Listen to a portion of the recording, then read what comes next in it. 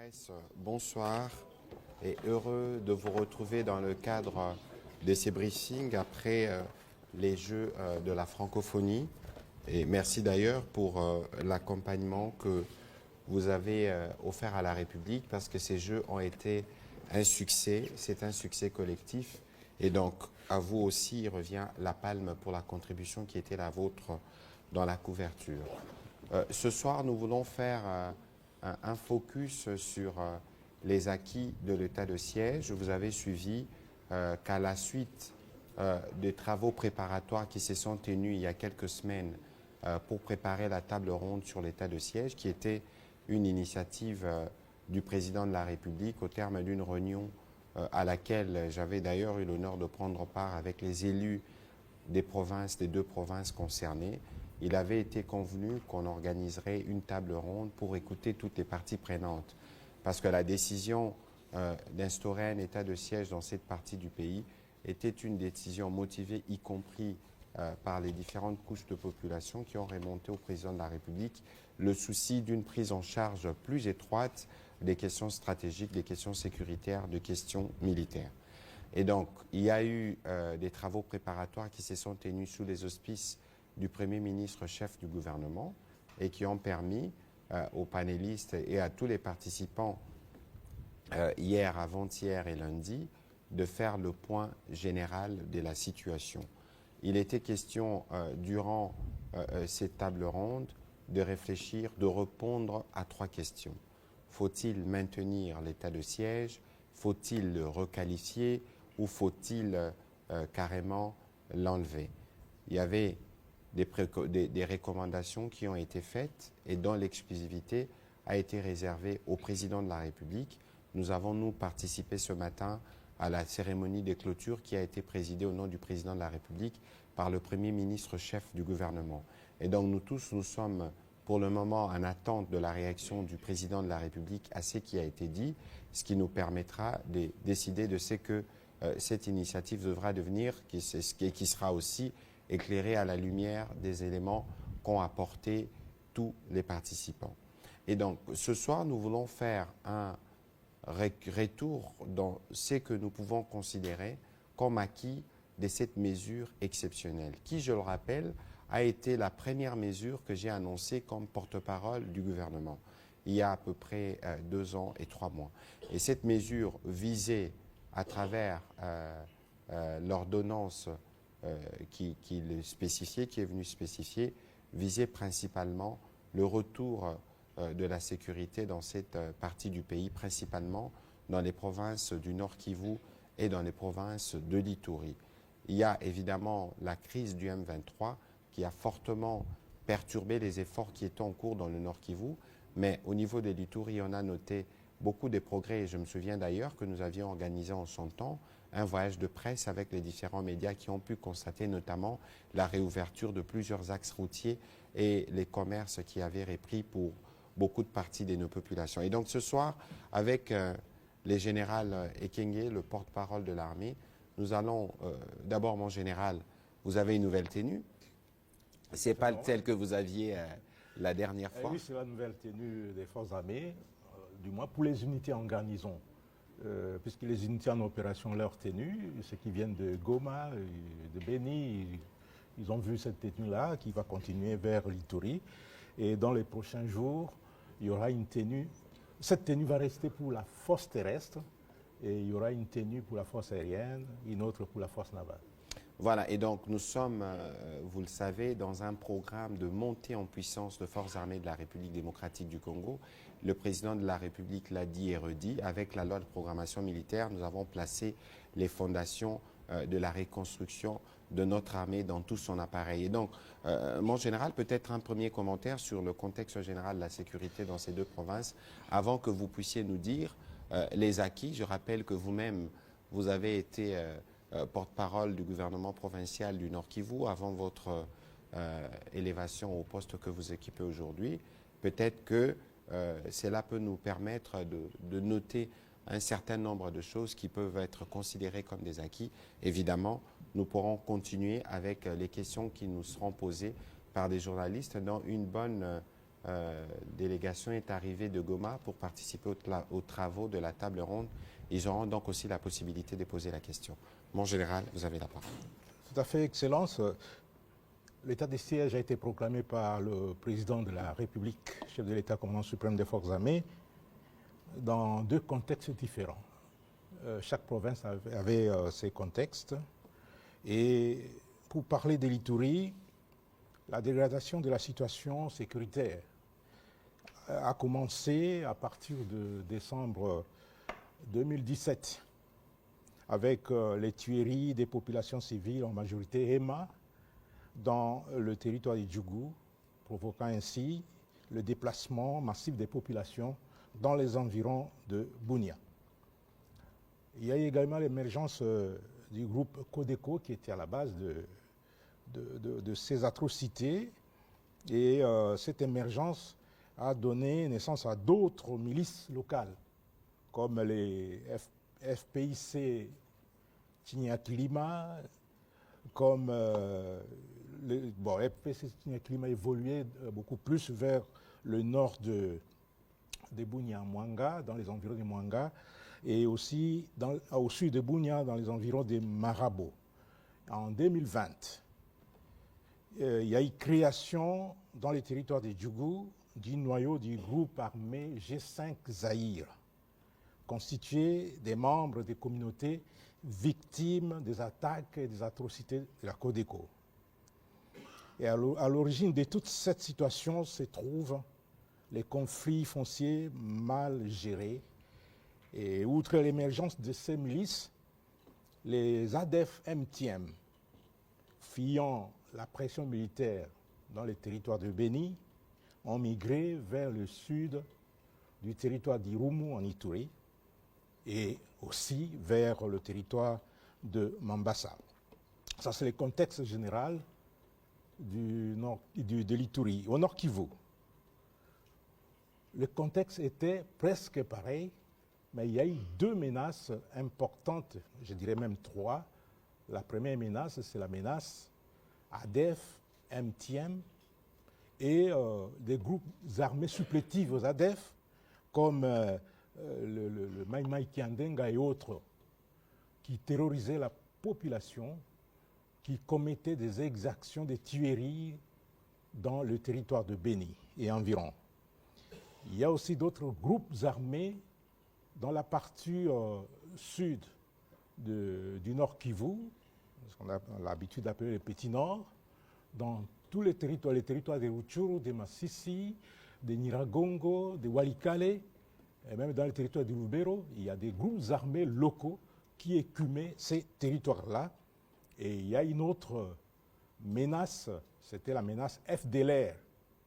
Et avec l'état des sièges, toutes ces menaces ont été circonscrites. Ceux qui ont été avec nous depuis très longtemps ont vu comment l'armée a travaillé.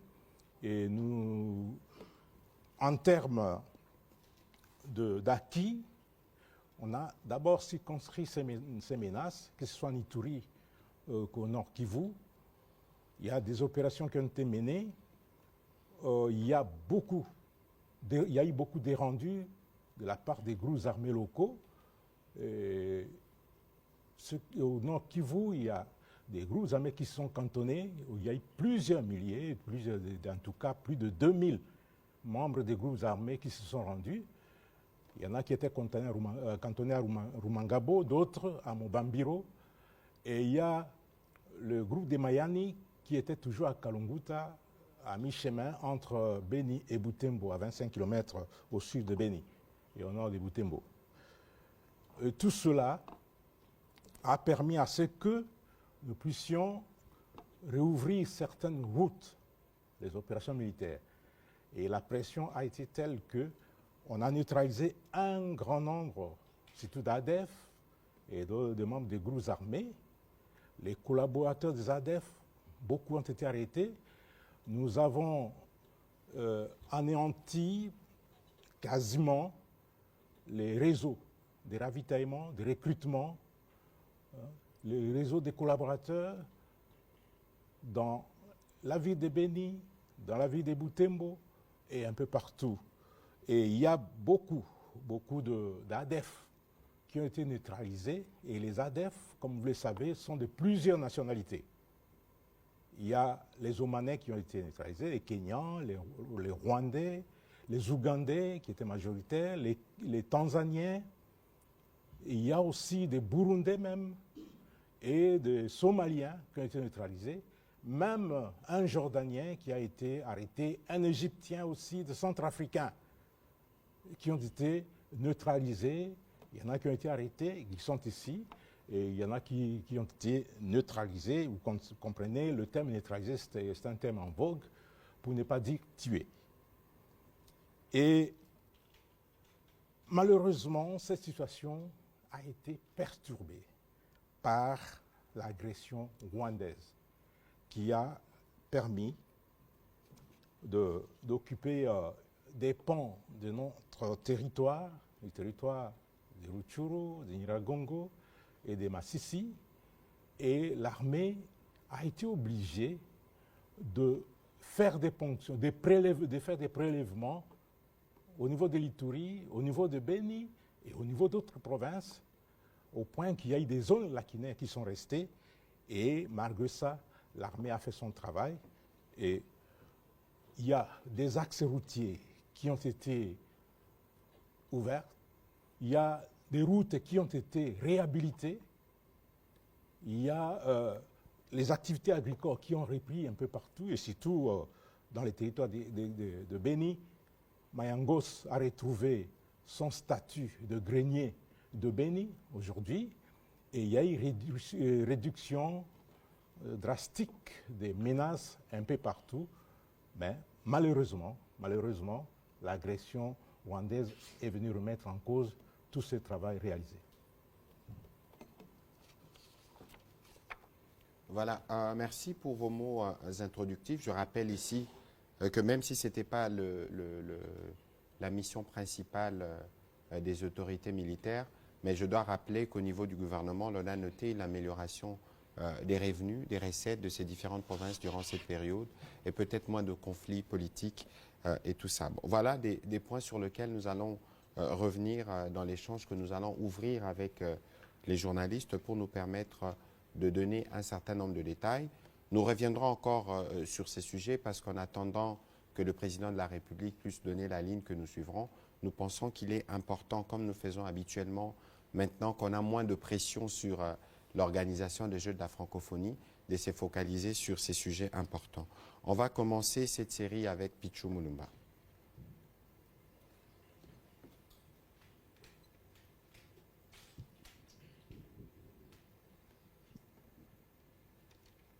Merci, Monsieur le ministre, pour la parole. J'ai juste deux petites préoccupations. La première au porte-parole militaire de l'armée.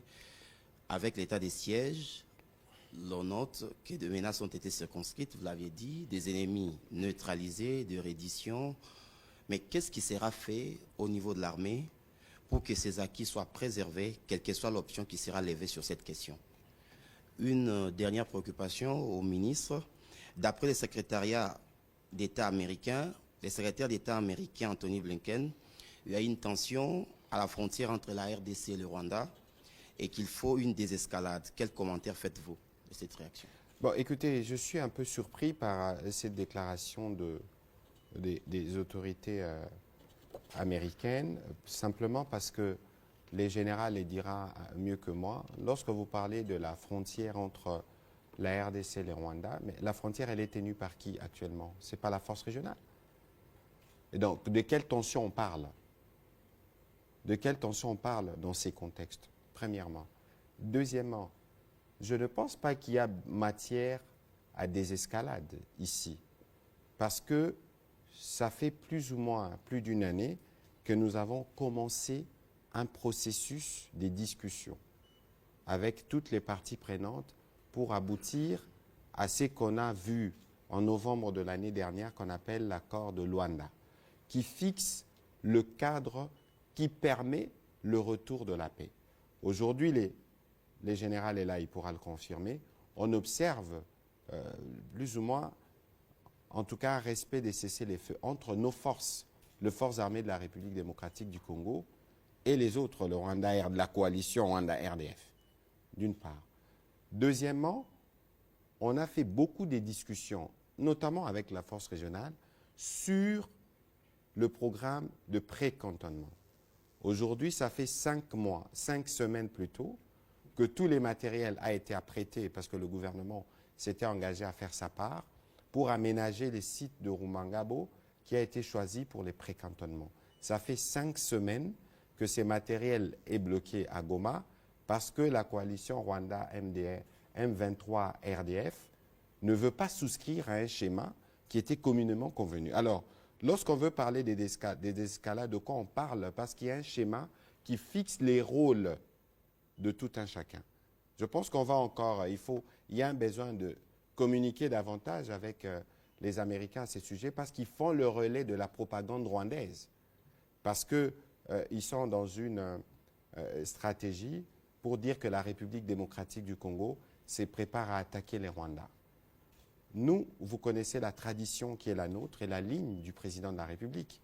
Nous voulons restaurer l'intégrité de notre territoire. Et c'est pour ça que nous avons souscrit à différents processus diplomatiques. Il y a des rapports qui sont sortis des Nations Unies, il y a des rapports des Human Rights Watch qui montrent des exactions qui sont commises par le Rwanda. Aujourd'hui, il faut donc aller du côté rwandais pour leur demander d'assumer le rôle qui est le leur dans le cadre du plan de sortie des crises qui a été convenu. On a parlé des cessez-les-feux, on a parlé des retraits, on a parlé des cantonnements, on a parlé des démobilisations. En dehors de ça, il n'y a pas d'autre schéma. Mais parallèlement à cela, on a commencé sur une note anecdotique avec les généraux ici. Nous, comme République démocratique du Congo, nous travaillons pour assurer la montée en puissance de nos forces armées. Parce que ce n'est ni, et l'expérience nous le démontre, notamment avec la présence de la MONUSCO ou la présence de la force régionale. Nous pourrons véritablement compter que sur nous-mêmes. Et c'est sur quoi nous sommes en train de travailler. Les moments venus, si les différents processus dans lesquels nous sommes engagés ne donnent pas les résultats escomptés, on pourra en tirer les conséquences les moments venus parce que nous ne pouvons pas, de manière indéfinie, laisser nos populations être massacrées par des gens qui ont sans foi, qui sont sans foi ni loi et devant qui la communauté internationale ne se prononce pas véritablement ou n'utilise pas des moyens qui sont à sa disposition pour amener la paix dans cette partie du pays. Et donc, il est important que cela puisse être noté et que nous, quoi qu'il advienne, les M23 est une force négative et la mission qui avait été conférée initialement à la force régionale, c'était la mission de réagir justement contre toute cette coalition, FDLR, M23, toutes ces forces négatives, dans l'hypothèse où ils ne souscrivent pas au processus politique. Et ici, il y a la preuve que nous venons de vous dire, par exemple, sur le blocage du matériel qui doit aller à Rumangabo, la MONUSCO est témoin. Nous pensons qu'il y a besoin pour la communauté internationale qui s'est portée garant pour accompagner ce qui avait été convenu, de faire plus de pression de l'autre côté. Nous préparons les élections et nous espérons pouvoir le tenir dans les délais. Nous ne voulons pas verser dans une propagande qui, en réalité, vise à ramener l'insécurité dans la partie est du pays et perturber notre processus électoral. Ils trouveront le peuple congolais devant. Mon général, sûrement un complément sur cette question avant de répondre à la question qui vous avait été destinée. Vous l'avez si bien dit, Excellence. Ça, c'est un prétexte. Les Américains sont en train de repercuter la propagande rwandaise qui constitue un prétexte pour justifier l'agression. Guerre. Le FDLR de 1994, ils ont l'âge du président Kagame. Et donc, ils ne constituent pas une menace sérieuse pour le Rwanda. Et le Rwanda est en train de les utiliser pour justifier l'agression dans notre pays. Et nous avons une politique de défense, nous avons une stratégie que nous utilisons chez nous, une doctrine. Nous ne servons pas de base arrière aux groupes armés ou aux forces qui doivent déstabiliser les voisins. Et on ne l'a jamais fait et on ne le fera jamais parce que ce n'est pas notre doctrine. Par contre, ce sont les voisins qui ont l'habitude de le faire et de venir nous agresser. En ce qui concerne la question qui m'a été adressée, comment sauvegarder les acquis de l'état des sièges, eh bien, Excellence, Monsieur le ministre vous l'a dit, la meilleure façon de sauvegarder ces acquis, c'est d'assurer la montée en puissance des forces armées de la République démocratique du Congo. Et en cette matière, rassurez-vous, la République démocratique du Congo a mis tous les moyens. Le président de la République, chef de l'État, commandant suprême de notre armée, et le gouvernement de la République ont mis tous les moyens pour que les FARDC montent en puissance.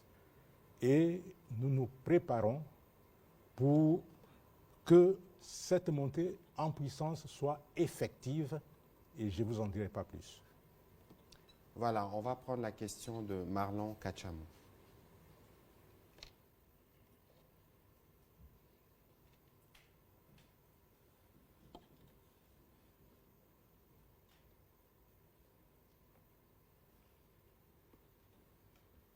Bonsoir Excellence, bonsoir Monsieur le Général. Bonsoir. C'est une question d'actualité posée au ministre de la Communication et Médias. Alors des éléments des FDLR serrés, je dis bien serrés, intégrés au sein de la garde républicaine à Kinshasa, mais également à Lubumbashi. Vous êtes ministre de la Communication et Médias. Quel commentaire faites-vous par rapport à cela? C'est une déclaration faite par Corneille Nangaa, ancien président de la CENI. Bon, écoutez, c'est une déclaration qui me fait rire. Je pense qu'il y a moyen pour lui, et je le lui dirai aussi, de se reconvertir en politique. Mais pour se reconvertir en politique, il faut savoir s'informer.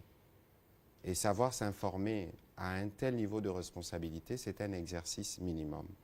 Pour ne pas justement faire le relais des propos qui sont d'une extrême gravité, et pour lequel il peut même être appelé à répondre devant la justice. Parce que vous savez, et ce n'est pas la première fois que je veux le dire ici, le président de la République a déjà plusieurs fois tenu de réunions d'état-major à certaines, j'ai été associé, où il a dit de manière claire et ferme que aucun officier de forces armées de la République démocratique du Congo ne peut collaborer avec une quelconque force négative.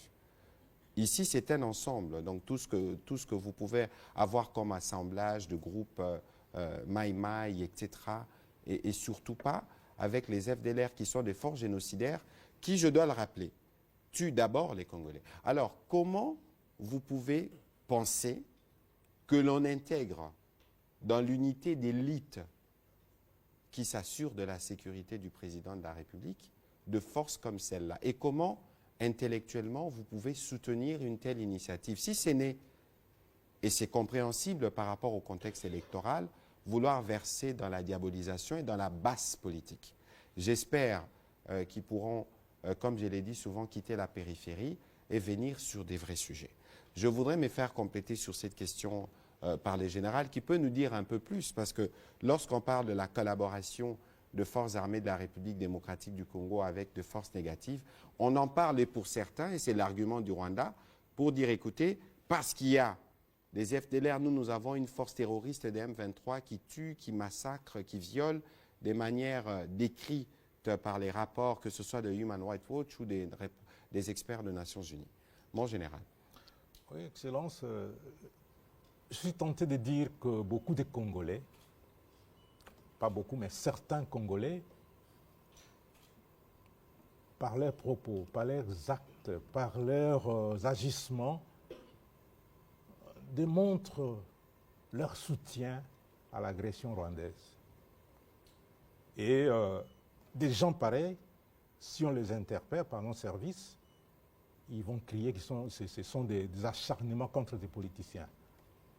Vous croyez que la RDC manque de jeunes qui peuvent venir dans l'armée?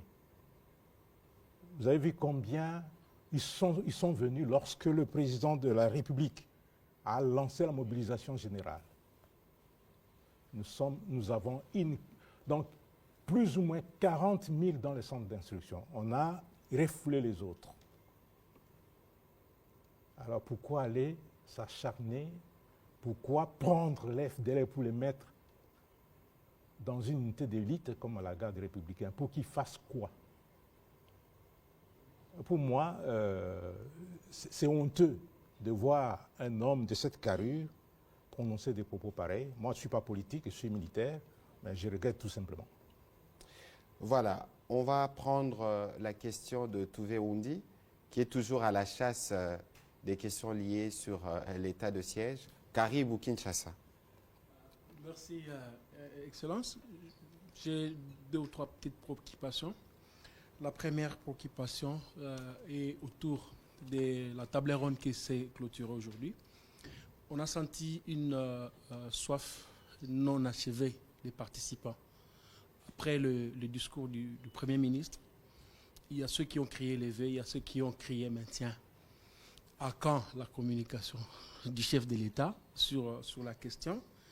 La deuxième préoccupation, c'est finalement, avez-vous été interdit au journal officiel de publier la loi portant sur la réserve armée de défense qui a été votée au Parlement au mois de mai, le 20, et le 4, désolé, 20 avril et le 4 mai au Sénat, parce que cela pose encore un problème d'encadrement de tous ces jeunes qui, lors du discours du 3 novembre 2022, se sont mobilisés pour barrer la route à cet envahissement. Aujourd'hui, on fait face à plusieurs groupes dits Ouazalendo dans la ville de Goma, à côté de Goma, dans les périphéries. Est-ce que cette loi-là souffre d'une certaine rélecture afin que finalement l'encadrement de ces jeunes s'efface? Et aussi pour le général, il y a un bon spot que nous diffusons depuis un certain temps sur nos chaînes. La méthode a changé. J'espère que vous connaissez ce spot qui montre que les FARDC ne seront plus à la défensive, mais passeront à l'offensive. Et à quand l'offensive? Parce que la rentrée scolaire à Rutshuru est en train de se faire, soit c'est les M23 qui invitent les parents à amener les enfants à l'école, soit la société civile dit on n'y va pas. Alors à quand cette offensive pour libérer la route de Rutshuru? D'ailleurs, pour peut-être une certaine précision, le gouverneur Constant Ndima avait signé un communiqué demandant aux services de la DGM, de l'OCC et de l'OFIDA, ou de la DGDA plutôt, de s'apprêter à retourner à Bunagana sous escorte de EAC. Alors, où en sommes-nous? Voilà, vous posez plusieurs questions intéressantes en même temps. Dans ce qui s'est passé cet avant-midi au Palais du Peuple, j'y étais. C'est aussi un bel exemple de démocratie où j'ai vu des part et d'autre de papier blanc, maintien, levé, maintien, levé. Nous pensons que c'est bon, les opinions se sont exprimées, mais il faut considérer que ces sujets sur la levée de l'état de siège, on a commencé à l'aborder depuis les débuts de l'année, parce que je me souviens que quand le président a reçu les différents caucus des sénateurs et des députés de 2 provinces, nous y étions, c'est là que l'idée de faire la table ronde avait germé. Avant qu'on arrive à la tenue effective de la table ronde, il y a eu des travaux préparatoires. Ça veut dire qu'on a eu déjà 3 à 4 occasions où on a commencé à discuter du sujet. Et au regard même de l'importance du sujet, ce n'est pas évident que les débats peuvent se terminer. Et donc aujourd'hui, mais malheureusement, il y avait la contrainte du calendrier qui faisait que l'essentiel de travaux, l'essentiel de points ont été coulés en termes de recommandations. Bon, le président de la République qui se trouve ce soir à Luanda pour le passage du bâton de commandement de la SADC pourra, en son temps, évidemment, tirer les conséquences de propositions qui lui ont été faites. Ici, il faut savoir qu'il y a l'impératif de la sécurité demeure. Dans un contexte où vous avez des voisins qui sont belliqueux, qui en réalité préparent la guerre ou préparent à maintenir cette partie du pays dans une situation d'insécurité, et nous devons donc rester vigilants. Nous avons des impératifs, notamment ceux portant sur l'organisation des élections, etc. Et nous avons à évidemment, nous sommes attentifs sur tout ce qui a été dit. Donc, il faut arriver à prendre des mesures qui permettent de contenir tout cela et d'encadrer le processus qui suivra. Et pour ça, nous pouvons tous faire confiance au président de la République qui réagira évidemment dans son temps. Sur la deuxième question, d'ailleurs, aujourd'hui, je devais voir les directeurs du journal officiel parce que même la loi sur la presse n'a pas encore été promulguée. Et donc, il ne faut pas considérer que si cette loi sur la réserve n'a pas encore été promulguée, il y a des pesanteurs. Ici, j'ai l'impression que beaucoup de gens n'ont pas compris la philosophie de cette réserve. C'est une réserve, on dit réserve, on ne dit pas armée. Et pour aller dans la réserve, il faut lire la loi. Il y a des conditions. Ce ne sera pas un dépotoir. Ce ne sera pas n'importe quel quidam qui a touché une arme un jour, qui va venir parce qu'on a parlé de réserve. Je me jette dedans. Non. Il y a un processus de vetting qui va supposer qu'on sache vous venez d'où, quel âge avez-vous, qu'est-ce que vous avez fait, quelles sont les informations qu'il y a pour vous. Et donc cette réserve-là n'a pas été conçue ou faite pour être un assemblage de tous ceux qui touchent aux armes et qui pensent. Non, il faut tout de suite tuer cette campagne, nous savons d'où elle est venue, pour essayer de salir cette initiative. Vous pouvez faire partie de la réserve, M. Touvé. Pourquoi pas moi-même faire partie de la réserve? En cas de besoin, l'armée peut requérir mes services si je peux le rendre. Pourquoi pas? Et donc, il ne faut pas considérer qu'il y a une quelconque pesanteur. Dès lors que la loi a déjà été adoptée ou promulguée au Sénat, il y a sûrement des questions administratives. Mais ici, je reviens sur la nécessité de comprendre la philosophie de cette loi qui vise à avoir des personnels en plus pour venir en appui à notre armée. Vous connaissez l'étendue du pays, vous connaissez les enjeux, on a besoin d'avoir du personnel. Voilà, peut-être que le général pourra compléter. Sur votre question par rapport à la rentrée scolaire, il est prévu un briefing avec le ministre de l'EPST et nous avons prévu de revenir sur cette question-là parce qu'il est hors des questions que les forces terroristes qui occupent indûment nos territoires pensent pouvoir convoquer nos enfants à l'école. Merci. La question sur la loi de la réserve armée, vous l'avez si bien abordée. Je répète ce que le ministre a dit. Ce n'est pas tout le monde qui peut venir et puis entrer pour servir des réserves. Il y a des conditions et il faut remplir ces conditions-là. Et les premiers à remplir les conditions, ce sont les gens, les retraités, qui sont partout dans le monde. Les retraités, en France, on parle de 2S, donc quelqu'un qui est amené à la retraite. Il est la réserve de l'armée. Vous voyez ce qui se passe en Israël. Quand il y a la guerre, on rappelle tout le monde. Les retraités, ceux qui ont fait les services minimums de l'armée, comme les gens qui font les services obligatoires.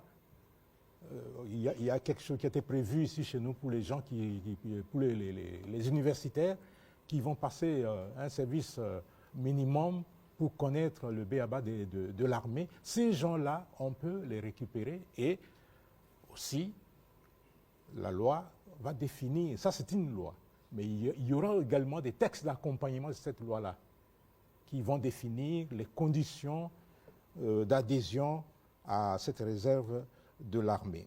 Il y a quelque chose que j'ai oublié de dire lorsqu'on a parlé du tweet du secrétaire d'État américain, et la frontière, notre frontière avec les Rwandais est totalement contrôlée par l'armée rwandaise, le ministre l'a dit, et la force de l'EAC. Les FARDC ne sont pas là.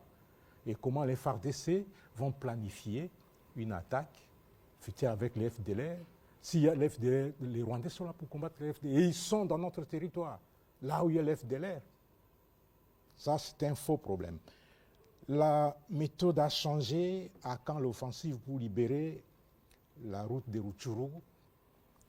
Le gouverneur a signé une note pour demander à tous les services de s'apprêter pour être déployés à Bunagana.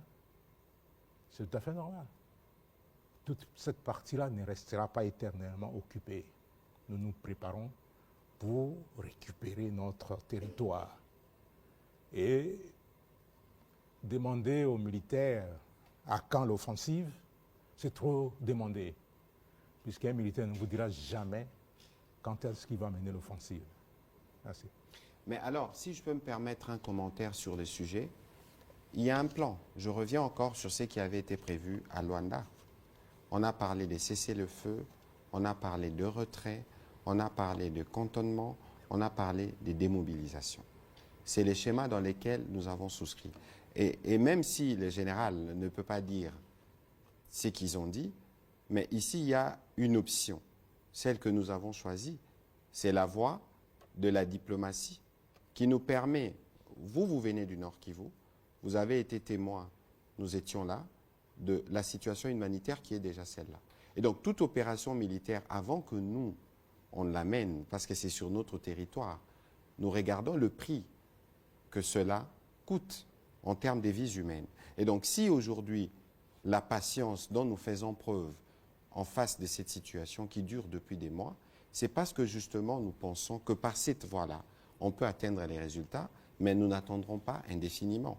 C'est évident. On va prendre la question de Jacques Amboka.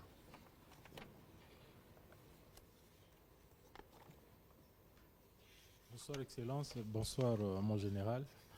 Une préoccupation, cette situation d'insécurité à l'est du pays, ça fait plus de 2 décennies aujourd'hui. La diplomatie s'active sur le terrain également, nos forces armées sont en train de tenir bon parce que si on considère les complots, on peut se dire que dès que la situation avait commencé, on perdrait déjà cette partie du pays. Est-ce qu'à un certain moment, Excellence, Monsieur le Ministre, vous n'arrivez pas à cette conclusion selon laquelle la République démocratique du Congo est seule, n'a pas d'alliés, parce que justement, si on avait des alliés fiables, depuis que cette situation avait commencé, on trouverait déjà solution. Mon général, sur le terrain,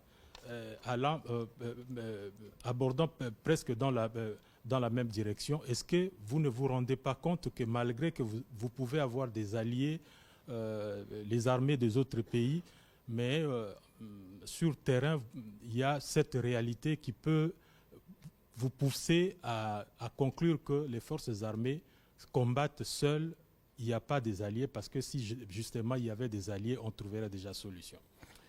Écoutez, vous posez une question complexe, parce qu'évidemment, la crise dans l'Est de la République démocratique du Congo a commencé, je regardais encore un reportage de France 2 d'il y a des années aujourd'hui, a commencé depuis la période qui a suivi les génocides rwandais, 1994. Si on doit simplement essayer de faire un bilan, on parle de plus de 5 millions ou millions de morts, mais il y a quand même dans le lot 2 chefs d'État. Mobutu plus tard ou Kabila père plus tard. Le prix que nous payons est énorme pour une guerre qui a plusieurs facettes. Parce qu'au bout du compte, les États n'ont pas d'amis, ils n'ont que d'intérêts. Et dans ce que, et ce n'est pas un secret, vous connaissez la puissance que notre pays était. Par exemple, moi j'ai eu le privilège, quand j'étais parlementaire, de faire partie d'une commission qui a fait l'audit de tout ce que nous faisions à travers la CEPGL. Les Rwandais et les Burundis vivaient essentiellement grâce aux Zaïre. C'est de l'histoire. Et aujourd'hui, tout s'était fait comme objectif de fragiliser les grands Zaïre pour penser qu'ils puissent continuer, qu'ils puissent se construire. Et c'est ce que les Rwandais font. Et malheureusement, lorsque le président de la République arrive aux responsabilités, il finit par dévoiler les jeux rwandais parce que lui, il a proposé.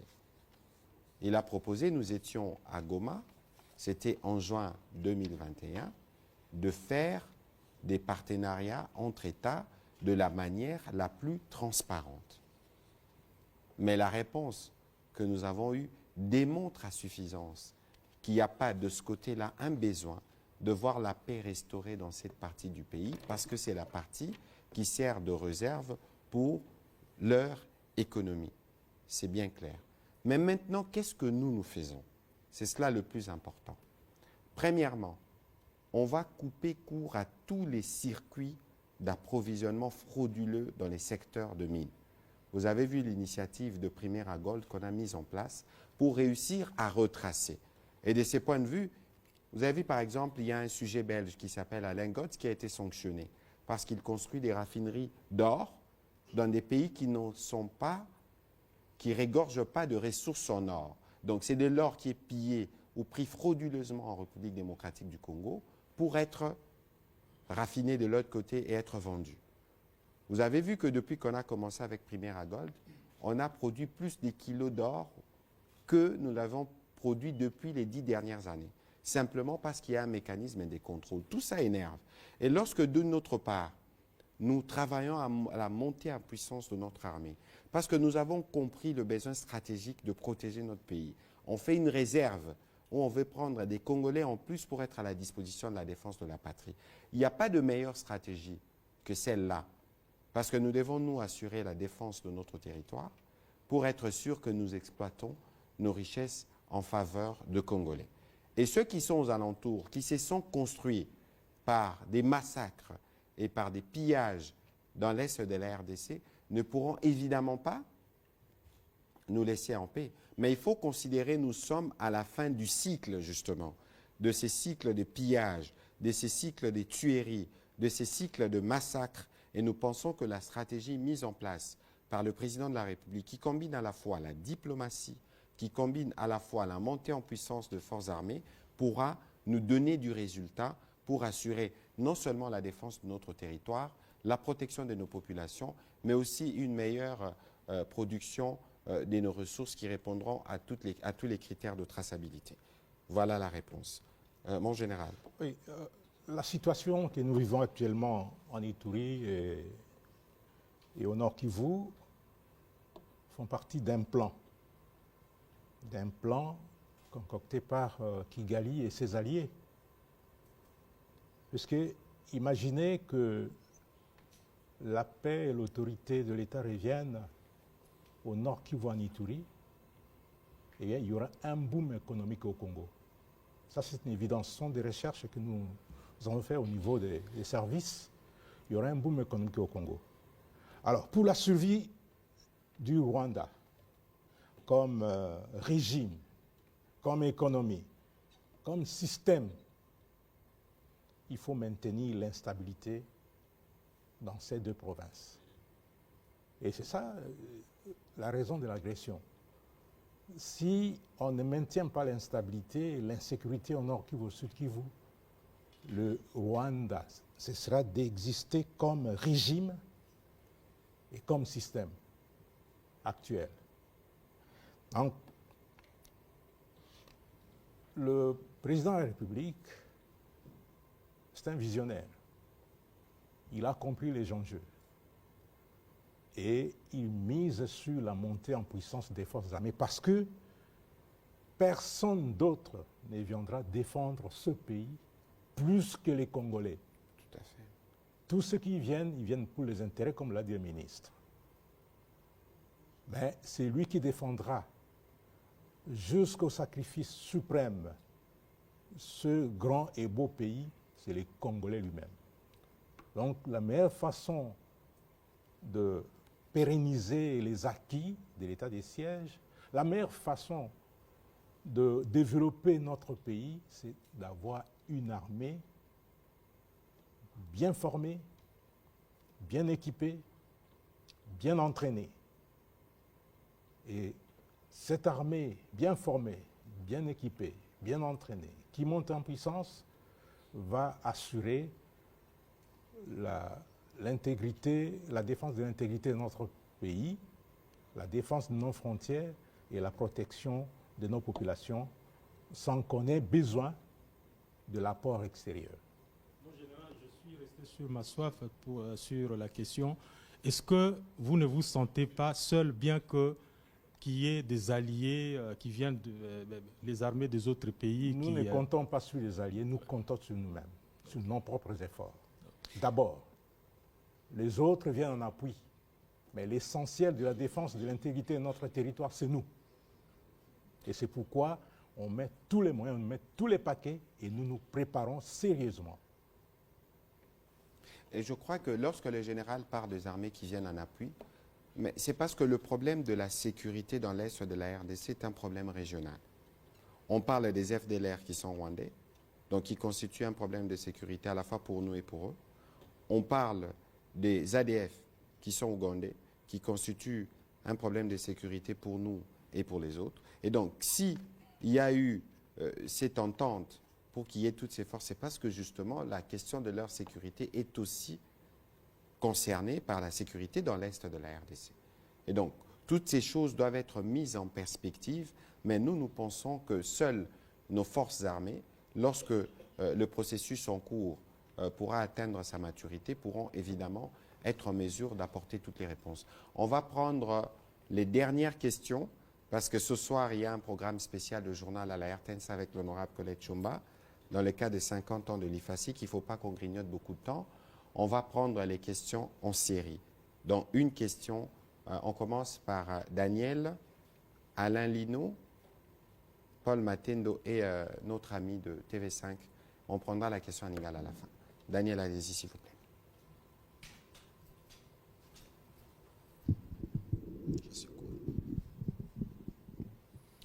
Bonsoir, Excellence. Bonsoir tous les confrères. Ma première question, je la pose au général. Mon général, nous avons vu les rebelles du M23 porter la tenue qui porte l'hymne des unités des FARDC ici en RDC, seulement quelques jours après sa sortie. Quelle garantie ou quelle précaution vous avez prise pour que cette même tenue, celle que vous nous montrez aujourd'hui, ne subisse pas les mêmes sorts?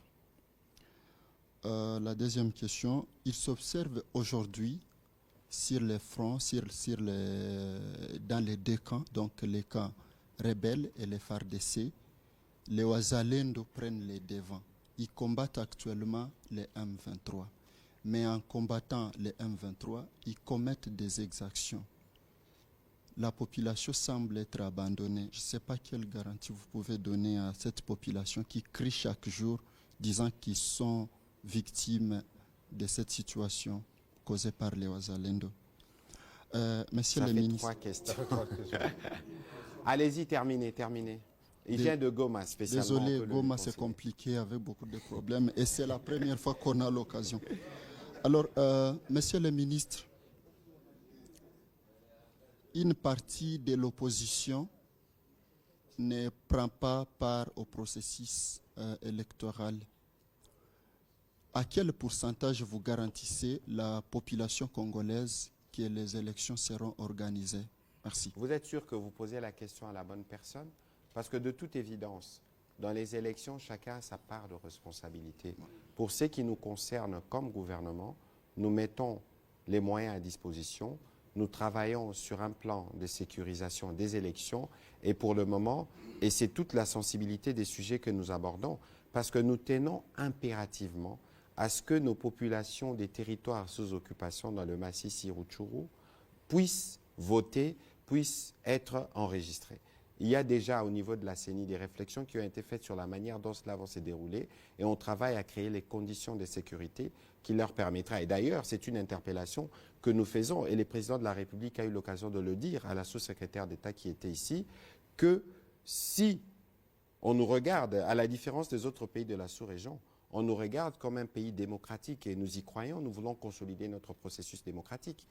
Pour permettre d'avoir des élections inclusives ici, nous pensons que les pays partenaires devraient faire plus de pression pour qu'on applique simplement ce que nous avions convenu à Luanda. Ça nous permettra de garantir les retours de notre administration, le retour de nos services pour permettre à la CENI de procéder aux opérations d'enrôlement.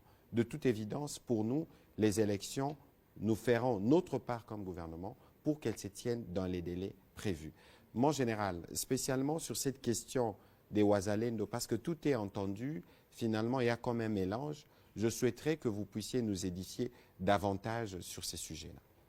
Oui, d'abord, et puis on prendra les autres questions. La question de la tenue, j'ai vu, on m'a envoyé des photos de M23, des combattants M23 qui avaient une tenue, des militaires qui sont en opération, c'est normal. Si, y a eu quelques désertions Vous le savez, vous êtes dans la région. Et aussi, il y a, dans les combats, un militaire peut mourir. Et si le militaire meurt, la première des choses à chercher, c'est son arme et c'est sa tenue. Et c'est comme ça qu'ils peuvent s'en procurer. Les problèmes des Ouazalendo, le ministre l'a dit tout à l'heure, nous observons une sorte de cessez-le-feu dans le cadre de ce qui a été convenu au niveau régional. Il y a eu les accords de Luanda, il y a eu les accords de Nairobi, et nous sommes dans les qui-vive, c'est-à-dire nous observons une sorte de cessez-le-feu, et nous ne nous affrontons pas, en principe, à part quelques escarmouches qui peuvent avoir lieu ci et là. Mais les Ouazalendo, eux, ils ne sont pas contrôlés par l'armée. Hein? Tout à l'heure, là, j'ai échangé avec le ministre ce matin. Les Ouazalendo ont pris les armes à l'époque de M. Laurent Désiré Kabila pour combattre qui? Pour combattre les agresseurs. Et maintenant que les conditions qui ont favorisé leur création reviennent, ils sont dans leur droit de défendre leur patrie. Mais ce qu'on déplore, ce sont les exactions. Et vous avez suivi qu'il y a eu même des escarmouches entre les FARDC et quelques Ouazalendo du côté de Kilolirwe, sur la route de Kilolirwe. Et on a dû récupérer les vaches et arrêter même les quelques Ouazalendo qui sont aujourd'hui détenus et entendus. C'est pour dire que nous ne pouvons pas cautionner ces genres d'attitudes.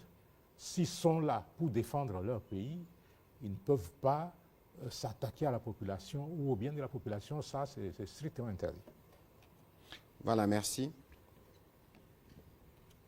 Merci beaucoup, Monsieur le Ministre.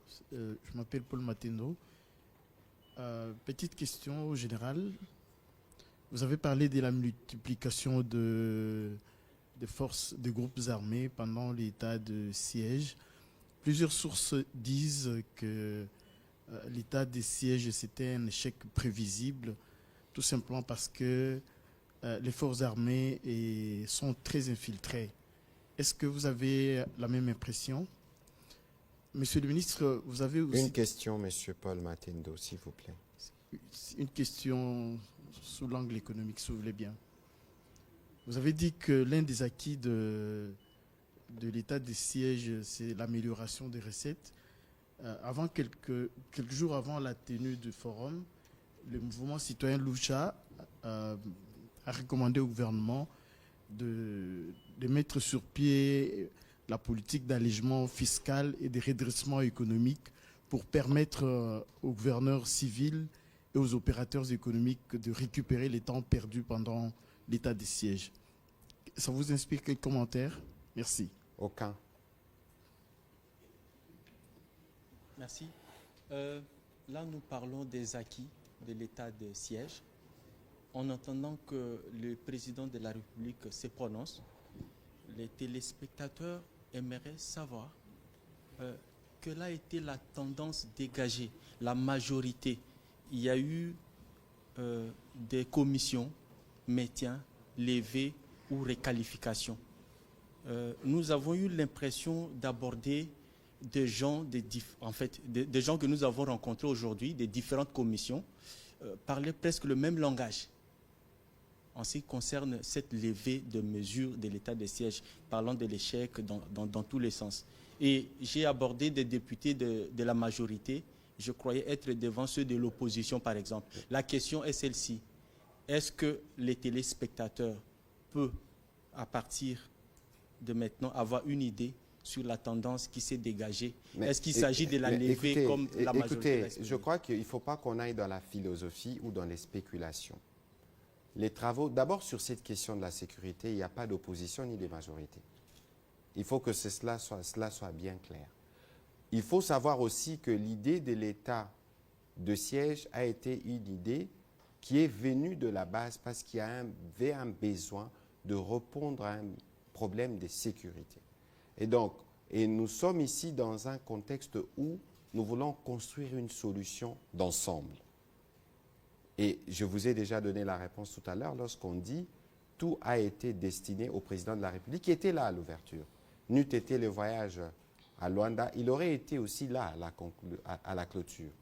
Il y a des voix des uns qui sont pour, des uns qui sont contre.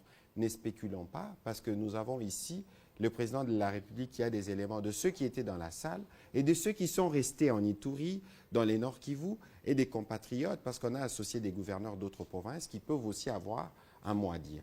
Je pense qu'ici, la table ronde a eu lieu, les recommandations ont été formulées. Attendons la réponse du président de la République. Merci. Merci. Échec prévisible de l'État, prévisible. Ça, c'est un qualificatif un peu compliqué, mais c'est selon. Ça dépend de quel camp on se trouve. Il y a des gens qui apprécient l'état des sièges. Il y en a qui n'apprécient pas, c'est leur droit. Mais le mal est qu'on s'attaque aux gouverneurs. C'est comme si ce sont les gouverneurs qui ont demandé l'instauration de l'état des sièges, alors que son Excellence vous l'a dit, c'est la population à la base qui a demandé ça, et le chef de l'État l'a matérialisé. Que l'état des sièges soit là, qu'il ne soit pas là, qu'on reconduise, qu'on requalifie, qu'on supprime l'état des sièges, l'armée va rester. Et l'armée va accomplir ses missions. Elle va continuer à accomplir ses missions régaliennes. Et les gouverneurs que vous voyez là, ils n'ont pas fait une demande d'explication, une demande pour être affectés comme gouverneur militaire au Nord Kivu en Ituri. C'est une décision politique, une décision de l'autorité, et l'armée est aux ordres. Le jour où on dira que c'est terminé, le lendemain, les gouverneurs feront leurs valises et ils vont rentrer à Kinshasa. Ne vous en faites pas. Et si on dit qu'il faut continuer, il faut continuer. Puisque nous sommes aux ordres, nous dépendons de la décision politique. Et le ministre vous l'a dit, nous, en tant qu'armée, nous n'avons pas à commenter des décisions politiques. Nous les subissons. Et les commentaires sur la levée, le maintien ou la réqualification de l'état des sièges, ça nous importe peu. Nous, notre mission, c'est d'assurer la défense de l'intégrité territoriale et des frontières de notre pays, la protection des populations et de leurs biens, point barre. Voilà, on doit terminer malheureusement parce qu'on doit rendre l'antenne. Alain Lino, parce que vous êtes debout, la question à Lingala, on prendra prochainement. Merci. Comme ça, on termine une fois pour toutes. Merci. Une question au porte-parole militaire des FARDC. Excusez-moi, je ne suis pas contre l'armée, mais je trouve que vous n'avez pas été précis lorsqu'il fallait parler des acquis de l'état de siège. Ça devrait nous prendre toute une soirée. Pas seulement neutraliser en nous citant les Égyptiens, tout ça.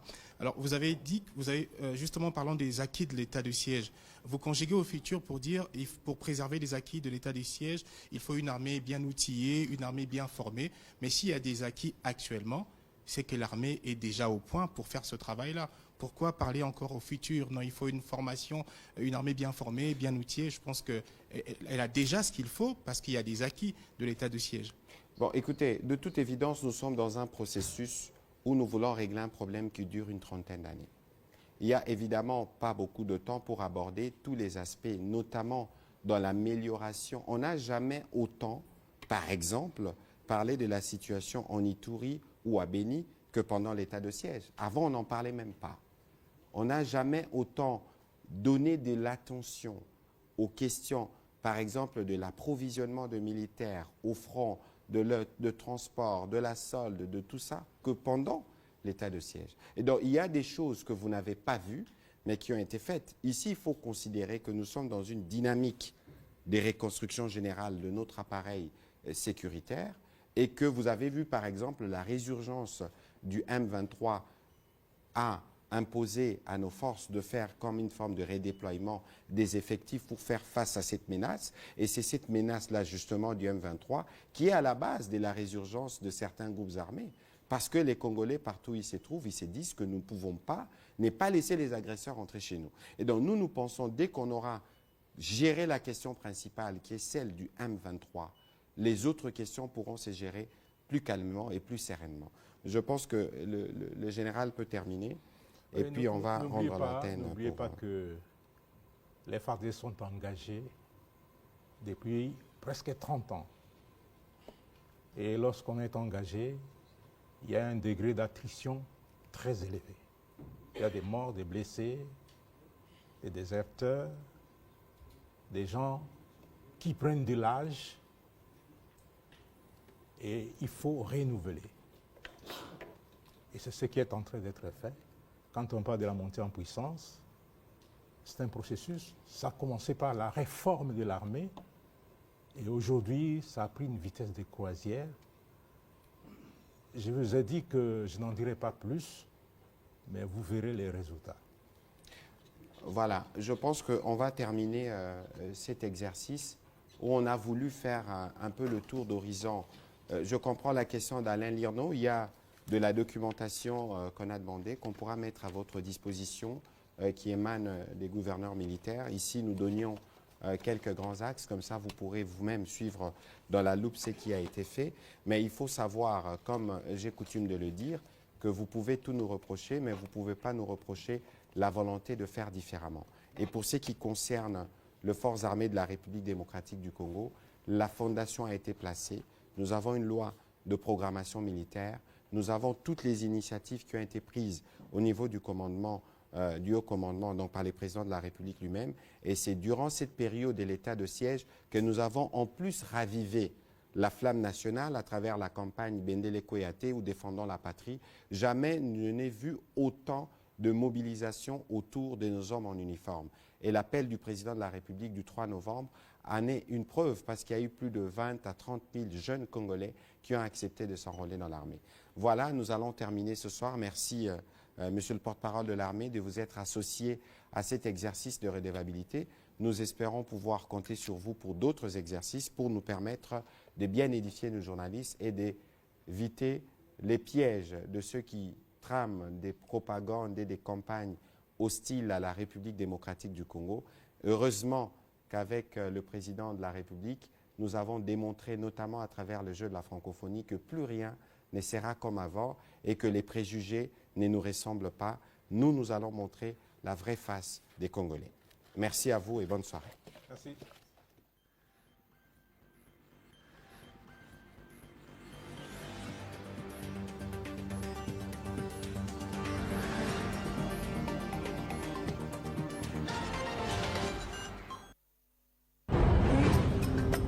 Halte au tribalisme. Protégeons notre diversité culturelle. Notre Congo, toujours liboqué. L'Institut facultaire des sciences de l'information et de la communication IFASIC a 50 ans et les célèbre avec la radio-télévision nationale congolaise. Durant tout le mois d'août, retrouvez des programmes ludiques avec des légendes de la télévision et de la radio formées à l'IFASIC, des journaux parlés et télévisés, l'animation des tranches matinales et d'autres émissions, des activités sportives et culturelles et bien sûr musicales. Rendez-vous le 2 septembre à la RTNC pour le bal dansant des célébrations avec Zaïko Langalanga, Jano Bombenga et son groupe Vox Africa, Isti Musica et autres groupes surprises. 50 ans d'existence à ce fait, IFASIC, premier producteur des professionnels de médias en RDC. À suivre ce mercredi 16 août 2023 à 20h.